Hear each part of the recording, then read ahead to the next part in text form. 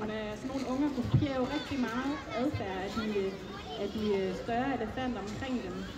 Og det er jo den måde, de lærer på, blandt andet, at de ligesom får set, hvad de voksne gør. Og så kan de jo gøre kunsten efter. Og jeg skal lige høre, fordi nu er det her ugen. Børn og voksne, der kan lide at få gaver.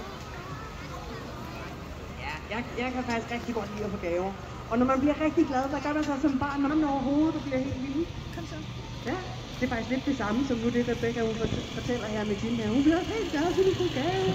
Så hun vil på grund af halen op. Det er ligesom, når vi mennesker bliver glade, så bliver vi også lidt mere vilde i vores liv. Hvad med de voksne herinde?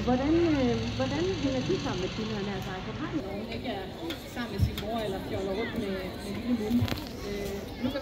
Nu kan man se, at de kommer igen.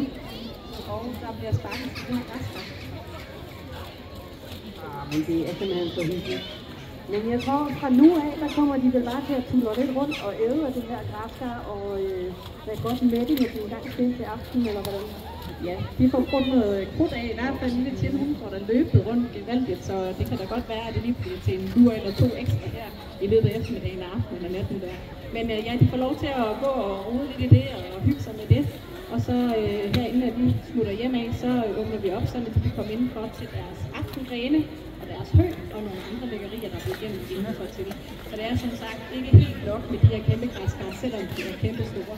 Og man kan lige se i munden, hun lige sætter Tinde på plads med at lige sparke lidt væk. Hun vil altså ikke lige dele det stykke græskar med, men det er altså helt normalt, at man ser munden sætte Tinde lidt på plads. Og det er altså også bare læring det allerhøjeste klasse herfra. Tusind tak, Rebecca, og tusind tak til alle jer, der er kommet.